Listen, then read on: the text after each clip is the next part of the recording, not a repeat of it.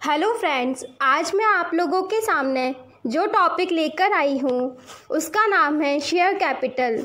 इसमें मैं आपको बताऊंगी कि शेयर्स क्या होते हैं, कितने प्रकार के होते हैं, कंपनी कैसे इशू करती है।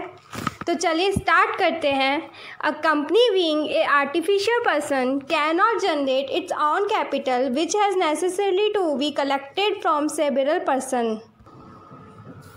चूँकि कंपनी एक आर्टिफिशियल पर्सन होती है, वह खुद से अपनी कैपिटल को जनरेट नहीं कर सकती है और एक बिज़नेस के मैनेजमेंट के लिए कैपिटल की बहुत आवश्यकता होती है। एक कैपिटल के बिना कोई भी कंपनी ठीक वैसी होती है जैसे एक आत्मा के बिना उसका शरीर होता है।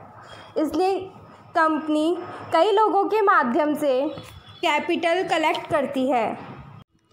These persons are known as shareholders and the amount contributed by them is called share capital. जो लोग कंपनी में अपना पैसा लगाते हैं उन्हें हम शेयर होल्डर्स कहते हैं। यह कंपनी के ऑनर्स होते हैं। जब कंपनी को प्रॉफिट होता है तो उस प्रॉफिट में भी अपना शेयर लेते हैं, उसे हम डिविडेंड कहते हैं। डिविडेंड को हम कैसे डिफाइन करेंगे? The share of profit which is given to the share holders is called dividend. जो लाभ का वह हिस्सा जो शेयर होल्डर्स को दिया जाता है वह डिविडेंड होता है। इसके अलावा शेयर होल्डर्स के द्वारा जो पैसा लगाया जाता है कंपनी में उसे हम शेयर्स कैपिटल कहते हैं। इसे और अच्छे से समझने के लिए हम एक स्टोरी समझते हैं। एक फैमिली में 5 भाई होते हैं।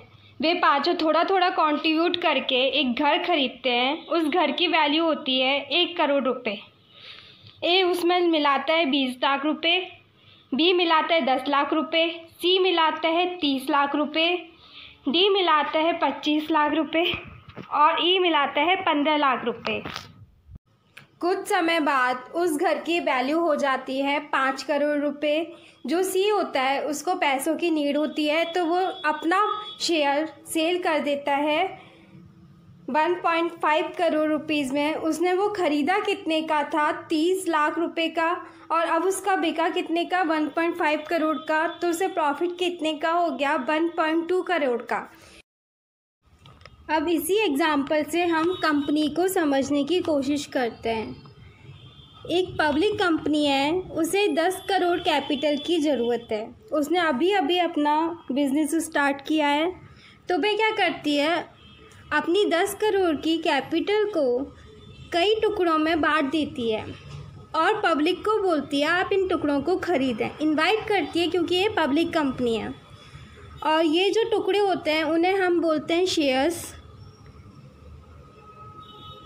अपनी कैपिटल के उसने 10 लाख टुकड़े कर दिए, तो एक जो टुकड़ा था उसकी वैल्यू क्या हो गई? 100 रुपये। मीन्स एक शेयर्स की वैल्यू हो गई 100 रुपीज़। और ये जो कैपिटल है 10 करोड़, इसके 10 लाख टुकड़े किए, उसे हम क्या बोलेंगे? 10 लाख शेयर्स। अब कोई व्यक्ति ए है, उसकी शादी हो रही है, तो उसे क्या है? पैसों की नीड है। तो वो क्या सोचता है कि जो मैंने शेयर्स ख़रीदे हुए थे कंपनी के, मैं उन्हें सेल कर देता हूँ। उसने कंपनी के 1000 शेयर्स ख़रीदे हुए थे। कितने रुपए के? 100 रुपये पर शेयर के हिसाब से उसने 1000 शेयर्स ख़रीदे। तो वह अब उनको सेल करने की सोचता है। अब कंपनी के शेयर्स की वैल्यू हो जाती है 150 रुपये पर शेयर। तो वो 150 रुपये पर शेयर के हिसाब से उन्हें सेल कर देता है। तो उसे प्रॉफिट कितने का हो गया? 50 रुपीज़ पर शेयर के हिसाब से उसे प्रॉफिट हो जाता है, क्योंकि कंपनी ग्रो कर रही होती है। तो उसे टोटल प्रॉफिट हो गया 50,000 रुपीज़ का। थोड़े टाइम बाद कंपनी का क्या हुआ? उसका बैड लक था, तो कंपनी की ग्रो रेट करने की बजाय लॉस में चली गई।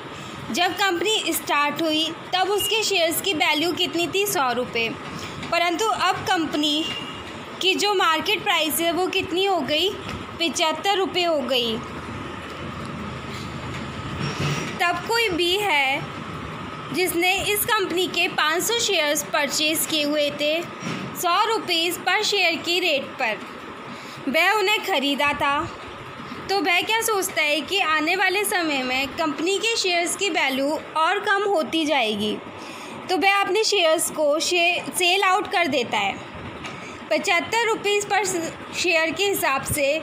तब उसने उस बी जो शेयर होल्डर है उसे लॉस कितने का होता है 25 × 500 मीन्स 12,500 रुपीज़ का।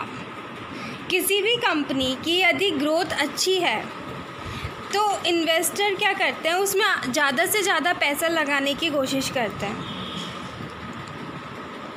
जिससे उसके शेयर्स की प्राइस और बढ़ती जाती है, ग्रोथ करती रहते हैं शेयर्स। और यदि कोई कंपनी लॉस में चल रही है तब इन्वेस्टर्स उसमें से अपना पैसा निकालने लग जाते हैं। जैसा अभी थोड़े दिन पहले यस बैंक के साथ हुआ था, अपने शेयर्स बेचने लग गए थे लोग, परंतु फिर मार्केट में उन्हें नए इन्वेस्टर भी नहीं मिलते, जिस कारण उनके शेयर्स की प्राइस कम होती चली जाती है। इसमें same condition demand and supply की यूज़ होती है। डिमांड बढ़ने से शेयर्स की प्राइस बढ़ जाती है और डिमांड कम होने पर प्राइस कम हो जाती है। शेयर्स दो प्रकार के होते हैं, number 1 equity shares, number 2 preference shares. अब इन दोनों शेयर्स में क्या डिफरेंस होता है उसे हम समझने की कोशिश करते हैं। मान लीजिए कोई ए है जो इक्विटी शेयर्स परचेज करता है और कोई बी है जो प्रेफरेंस शेयर्स परचेज करता है। तब जो रेट ऑफ डिविडेंड है, मतलब लाभांश की दर, मैं पहले बताई थी कि कंपनी के जो प्रॉफिट होते हैं उनमें से जो हिस्सा शेयर होल्डर्स को देती है कंपनी, वह डिविडेंड होता है। तो इक्विटी शेयर्स होल्डर को ये जो डिविडेंड है फिक्स नहीं होता।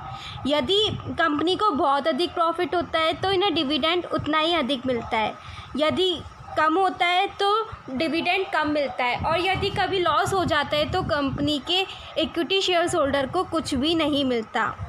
जबकि प्रेफरेंस शेयर्स होल्डर को डिविडेंड फिक्स रेट पर मिलता है। प्रेफरेंस शेयर्स की डिविडेंड पहले ही फिक्स होती है। मान के चलो कंपनी ने 9%, 10%, 11% कोई भी रेट फिक्स कर रखी है, तो डिविडेंड शेयर होल्डर्स को उसी रेट पर मिलेगा। और यदि किसी साल कंपनी को लॉस हो जाता है तो प्रेफरेंस शेयर्स होल्डर का डिविडेंड नेक्स्ट ईयर फॉरवर्ड हो जाता है। इसलिए कंपनी के प्रॉफिट और लॉस का इन पर ज़्यादा इफ़ेक्ट नहीं पड़ता है। प्रेफरेंस राइट्स, इनमें कुछ प्रेफरेंस राइट्स मिलते हैं जैसे डिविडेंड। इक्विटी शेयर्स होल्डर को डिविडेंड प्रेफरेंस शेयर्स होल्डर को देने के बाद जो बच जाता है उसमें से मिलता है। जबकि प्रेफरेंस शेयर्स होल्डर, जैसे कि उनके नाम से ही हमें पता चल रहा है कि उन्हें प्रेफरेंस मिला होता है, मीन्स पूर्वाधिकार प्राप्त होता है, तो इन शेयर्स होल्डर्स को जो डिविडेंड मिलता है वो इक्विटी शेयर होल्डर से पहले मिलता है। सेकंड राइट्स उन्हें प्राप्त होता है बाइंडिंग अप। यदि कंपनी बंद हो रही है तब इक्विटी शेयर्स होल्डर ने जो पैसा कंपनी में लगाया हुआ होता है तो वह बाद में प्राप्त होता है। पहले प्रेफरेंस शेयर्स होल्डर की कैपिटल को कंपनी देती है। प्रेफरेंस शेयर्स को इसमें भी प्रेफरेंस मिलता है, उन्हें कंपनी के बंद होने पर अपनी कैपिटल को वापस इक्विटी शेयर्स होल्डर से पहले प्राप्त होती है।